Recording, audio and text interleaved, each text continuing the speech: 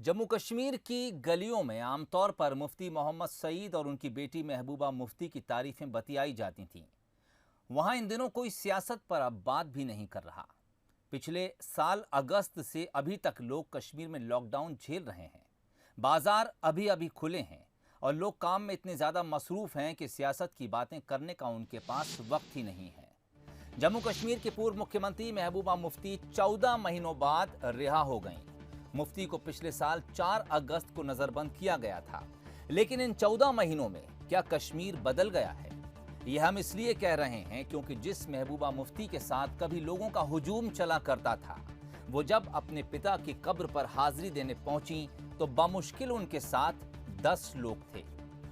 वो अपने पुश्तैनी घर भी नहीं गईं। लोग कहते हैं कि जब मुफ्ती साहब के परिवार से कोई आता था तो लोग उनसे मिलने कतारें लगाए खड़े होते थे, लेकिन इस बार लोगों ने महबूबा मुफ्ती से मुलाकात में कोई दिलचस्पी नहीं दिखाई। कहा तो यह भी जा रहा है, लोग कह रहे हैं कि महबूबा मुफ्ती को रख लो लेकिन 4G इंटरनेट दे दो। तो सवाल यह है कि क्या कश्मीर बदल रहा है?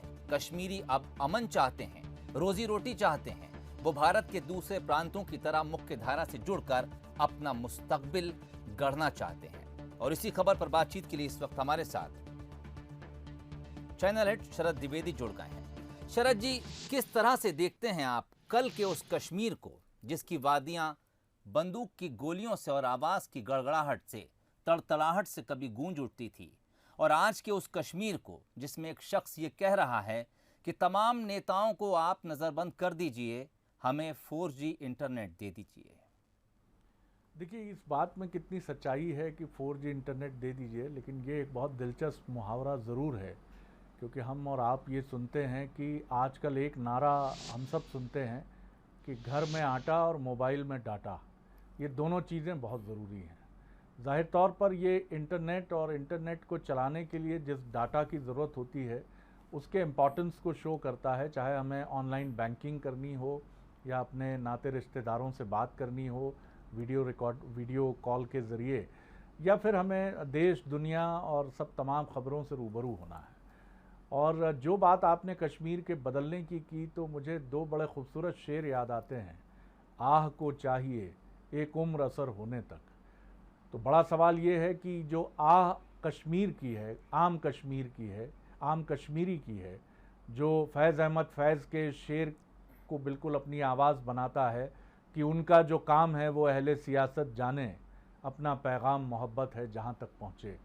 वो कश्मीरी जो कश्मीर की कली की शूटिंग के वक्त किसी कश्मीरी सेब की तरह जिसके चेहरे पर रंगत होती थी, वो कश्मीरी जिसके चेहरे से और जिसके वजूद से केसर की खुशबू आती थी, वो कश्मीरी जो खुबानी, अखरोट और मेवों की खुशबू में रचा बसा होता था, वो कश्मीरी आज ये ज़रूर चाहता है, क्योंकि उसकी जनरेशन निकल गई इस तकलीफ़ को भुगतते हुए कि अब न शिकारों पर डल झील में रौनक है, न ख़रीदार आ रहे हैं ड्राई फ्रूट्स के, न फिल्मों की शूटिंग हो रही है, और न विवाहित जोड़ों की कतारें खड़ी हैं कि वो हनीमून के लिए कश्मीर आए हैं। तो आह को चाहिए एक उम्र असर होने तक। हम दुआ करते हैं कि वो आह अब एक उम्र पूरी कर चुकी है और अब उसका असर कश्मीर में नज़र आ रहा है, क्योंकि हमने ज़रूर देखा बाहर बैठकर कश्मीर के बाहर, लेकिन कश्मीर की तकलीफ़ को कश्मीर ने ही भोगा है, कश्मीरी पंडितों ने भोगा है, वहाँ के आम उस कश्मीरी ने भोगा है जिसके साथ पंडित जुड़ा होता था, भले ही वो मुसलमान होता था। और कश्मीरी पंडित या आम कश्मीरी के ये जो रिश्ते हैं, ये बिल्कुल वैसे होते थे कि जैसे किसी घर के दो भाइयों के होते थे, दो बहनों के होते थे। लेकिन ये सारी चीज़ें या तो फिल्मों का हिस्सा हो गई या फिर ये किताबों का हिस्सा हो गई। तो ये बड़ी दिलचस्प बात है कि शायद लोग अब इस तकलीफ़ को बहुत शिद्दत से महसूस कर रहे हैं, क्योंकि हमने देखा है कि कश्मीर अपने टैलेंट के साथ सामने आ रहा है। शमी की बॉलिंग की खूबसूरती हमने देखी है। हमने बॉलीवुड में, मुंबई फिल्म सिनेमा में कई खूबसूरत अभिनेत्रियों और अभिनेताओं को कश्मीर से आते देखा है। कश्मीर का आदमी अब चाहता है कि बंद करो अब ये सब, अब हम चाहते हैं पीस, शांति, और ये महबूबा मुफ्ती हो या कोई भी हो, अब ये सब नहीं चलेगा।